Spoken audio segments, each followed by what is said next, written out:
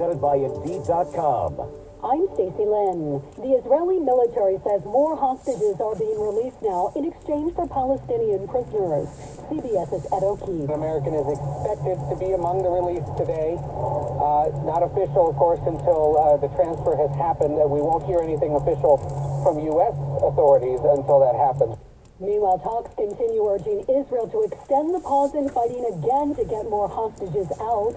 Top U.S. leaders are part of the negotiations. Secretary Blinken is making his third visit to the Middle East since the war began last month, as the Biden administration hopes to see the current ceasefire between Israel and Hamas continue. We'll be focused on doing what we can to extend the pause so that we continue to get more hostages out and more humanitarian assistance in. Terry Schultz for CBS News at NATO headquarters in Brussels. On the Senate floor today, Majority Leader Chuck Schumer called out what he said was a troubling trend of attacking Jewish people. This is so dangerous. He says too many Americans are exploiting arguments against Israel amid the conflict in Gaza and leaping toward anti-Semitism. The normalization and exacerbation of this rise in hate is the danger many Jewish people fear most. Allison Keyes, CBS News, Washington. Our Scott McFarland with the latest on the House vote this week on whether to kick Congressman George Santos out. I asked Santos if he's going to twist arms, try to convince some people to vote for him when he says it's not a good use of his time. A search is underway for 7 people who were on board a U.S. military Osprey aircraft when it crashed off the coast of Japan. One person was already confirmed dead.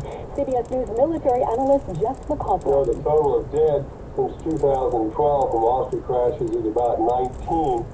The Marines that I've talked to have shown finally a great deal of concern about the Osprey. Still no word what caused it to go down. Mo EVs, no problem, says CBS Detroit's Jeff Gilbert. EVs have 79% more problems, according to the Consumer Reports reliability study. No surprise from their chief of auto testing, Jake Fisher. He says car companies have had a century to perfect internal combustion technology. It's the new stuff. That's the problem. And right now we're seeing an entire automotive industry in transition.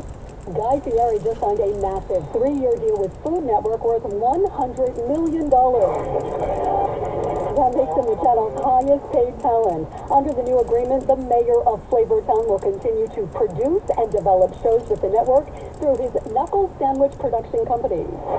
We are seeing green on Wall Street this afternoon. The Dow's up 78 points, NASDAQ up 10, S&P 500 up 5. This is CBS News. Well, that's today's news. I didn't hear any good news, did you? I didn't think so. I guess it's all about perspective. The glass is half full. Well, as always, I want to thank you again for coming along with me on these dash cam news adventures. You know the drill. Peace, love, and all that hippie jazz. Bye-bye, everybody. It's 56 degrees outside.